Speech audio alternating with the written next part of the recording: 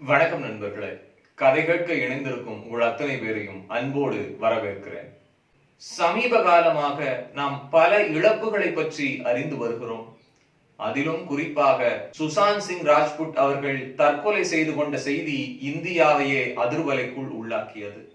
இந்த இழப்பு பலரையும் பாதிப்புக்கு உள்ளாக்கி இருக்கிறது. இந்த வேளையில் தற்கொலை குறித்த ஒரு விழிப்புணர்வு கதையை பகிர்வது சரியாக இருக்கும் என்று நினைக்கிறேன். இந்த கதை பல மேடைகளில் பல பேச்சாளர்களால் பகிரப்பட்ட போதிலும் இன்றைக்கு இருக்கக்கூடிய சூழலுக்கு நாம் மீண்டும் இந்த செய்தியை இளைஞர் மத்தியில் நினைவூட்ட வேண்டும் என்ற காரணத்திற்காக இந்த கதையை நான் தேர்வு செய்திருக்கிறேன். ஒரு ஊர்ல இரண்டு நண்பர்கள் இருந்தாங்க. ஒருத்தன் நடுத்தர வர்க்கத்தை சேர்ந்த குடும்பத்திலிருந்து வந்தான். அதனால முட்டி மோதி விழுந்து எந்திரிச்சு பள்ளியிலையும் கல்லூரியிலையும் அவனோட திறமைகளை வளர்த்து முதல் மாணவனா மாறினான்.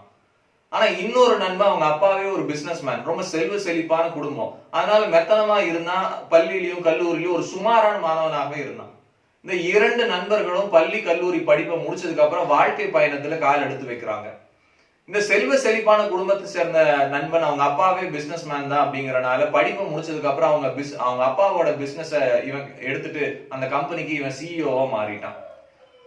இந்த முதன்மை மாணவனா வந்தவன் முட்டி மோதி ஒரு நிறுவனத்துல முயற்சி பண்ணி வாழ்க்கையோட போராடிட்டே இருந்தான். என்னதான் திறமை இருந்தாலும் கூட இந்த சமூகத்தில் இருக்கக்கூடிய பல சிக்கல்களை அவன் எதிர்கொள்ள வேண்டிய சூழல்ல இருந்தான். ஆக இப்படியாக பயணம் போயிட்டு இருக்கும் போது இந்த ஏழ்மையான குடும்பத்தை சேர்ந்த நண்பன் பல திறமைகள் இருந்தாலும் கூட வாழ்க்கை அவனுக்கு பல சவால்களை கொடுத்து கொண்டே இருந்தது. அவனும் பல முயற்சிகள் பண்ணி முட்டி மோதி பார்த்தான். ஆனா எல்லா முயற்சிகளுமே அவனுக்கு தோல்வியைத்தான் தந்தது. ஆனா அதே நேரத்துல தன்னை விட ஆற்றல் குறைவா இருந்தாலும் கூட இந்த சமூகம் ஏற்படுத்தி வச்சிருக்கக்கூடிய இந்த கட்டமைப்புல ஏற்கனவே அவன் குடும்பத்தின் பின்பலத்தின் காரணமாக தன்னை விட ஆற்றல் சுமாராக இருந்தாலும் கூட ஒரு நண்பன் சிஇஓவா இன்னைக்கு ரொம்ப சந்தோஷமா வாழ்க்கையில நிம்மதியா இருக்கான் அப்படிங்கிறதையும் இவனால ஏத்துக்க முடியல. ஆக இறுதி வரை போராடி பிறகு தனது வாழ்க்கையை முடித்துக் கொள்ள வேண்டும் என்கின்ற எண்ணத்திற்கு அவன் வருகிறான். உடனே அவன் அந்த நண்பன் கிட்ட போய், நான் வாழ்க்கையில எல்லாமே முயற்சி பண்ணி போராடி பார்த்துட்டேன், எதுவுமே எனக்கு சரியா அமையல, எல்லாமே தோல்வியா தான் இருக்கு. ஆனா நீயும் ரொம்ப ஜாலியா லைஃப் ஸ்டைல லீட் பண்ணிட்டு இருக்க, எனக்கு இந்த வாழ்க்கை எனக்கு தேவையில்லை, அதனால நான் தற்கொலை பண்ணிக்க போறேன் அப்படின்னு அந்த நண்பன் கிட்ட சொல்றான். ரொம்ப நீண்ட நாளுக்கு அப்புறம் இந்த நண்பனை பார்த்தாலும் கூட தனது வாழ்க்கையின் வழியை தன் நண்பன் பகிர்ந்து கொண்டிருந்தாலும் கூட அதை ஒரு காதில் வாங்கி கொண்டு இன்னொரு காதில் கணினியில் எதனையோ தட்டச்சு செய்து கொண்டே இருந்தான். இது இந்த நண்பனுக்கு இன்னும் பெரிய விரக்தி ஏற்படுச்சு. ஏன்னா நான் பாட்டுக்கு என் வாழ்க்கையில இருக்கிற கஷ்டத்தெல்லாம் சொல்லிட்டு இருக்கிற, நீ பாட்டுக்கு ஏதோ பண்ணிட்டு இருக்கிற அப்படின்னு அவன் கேட்டான். உடனே அந்த நண்பனை கையை பிடிச்சி இழுத்துட்டு, வா நான் ஒரு இடத்துக்கு கூட்டிட்டு போறேன் அப்படின்னு சொன்னான். சரி எங்கதான் கூட்டிட்டு போறேன்னா அவனோட ரொம்ப சொகுசான கார்ல ஏத்தி அந்த நண்பனே டிரைவ் பண்ணிட்டு போறான். கார்ல போகும்போது இவன் தன்னோட இயலாமைய தன்னோட சூழலை புலம்பிட்டே போறான். நண்பன் பாட்டுக்கு ஜாலியா கார்ல இருக்கிற பாட்டுக்கு தலையசிச்சுட்டே போறான்.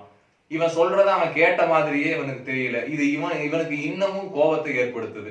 சரி எங்கடா கூட்டிட்டு போறான்னு பார்த்தா ஒரு குதிரை சவாரி நடக்கக்கூடிய, குதிரை பந்தயம் நடக்கக்கூடிய ஒரு இடத்துக்கு கூட்டிட்டு போறான்.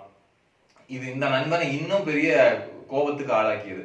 நான் வாழ்க்கையின் விரக்தியில நின்று பேசிட்டு இருக்கிறேன், தற்கொலை செய்து கொள்ள போகிறேன் இறுதி செய்தி உங்ககிட்ட சொல்றதுக்காக நான் வந்திருக்கேன். அப்ப கூட உன்னோட பணக்கார திமிரை காட்டுறதுக்கு இங்க குதிரை சவாரி கூட்டிட்டு வந்திருக்கிறியா அப்படின்னு உச்சகட்ட கோபத்துல அவன் கத்துறான். இத்தனை நேரம் அந்த நண்பன் சொன்னதை அந்த நண்பனது முகத்தை பார்க்காமல் வெறும் குதிரைகளை மட்டுமே பார்த்து கொண்டிருந்த அந்த பணக்கார நண்பன் இப்பொழுது முதல் முறையாக தனது நண்பனின் முகத்தை திரும்பி பார்த்து கேட்கிறான், இங்க இவ்வளோ குதிரைகள் ஓடிட்டு இருக்குல்ல, இதுல எந்த குதிரை முதல்ல வரும்னு நினைக்கிறேன்? ஏன்னா இங்க நான் என் வாழ்க்கை பிரச்சனையை பேசிட்டு இருக்கேன், ஆனாலும் இது நீ இப்படி உனக்கு தேவையானதையே கேட்டுட்டு இருக்கியாங்கிறான். நான் கேட்கறதுக்கு மட்டும் பதில் சொல்லு, இங்க இத்தனை குதிரை இருக்குல்ல, இதுல எந்த குதிரை முதல்ல வரும்? ஏன்னா நீ பெரிய முட்டாளா இருக்க, உனக்கு அறிவே இல்லையா? எல்லா குதிரையும் பின்னாடி வந்துட்டு இருக்கும் போது ஒரே ஒரு குதிரை மட்டும்தான் ரொம்ப நேரமா முன்னாடியே வந்துட்டு இருக்கு, அந்த குதிரை தான் ஜெயிக்க போகுது, இதுல என்ன பெரிய சந்தேகம் இருக்க போகுது? எல்லா குதிரையும் ஒண்ணுதானப்பா, அது ஏன் இந்த குதிரை மட்டும் முதல்ல வந்துட்டு இருக்கு? நான் சொன்னது சரியா போச்சு. எப்பெல்லாம் திறமையே இல்லாதவங்க மேல வர்றாங்களோ அதுக்கு மிகப்பெரிய உதாரணம் நீதான்டா.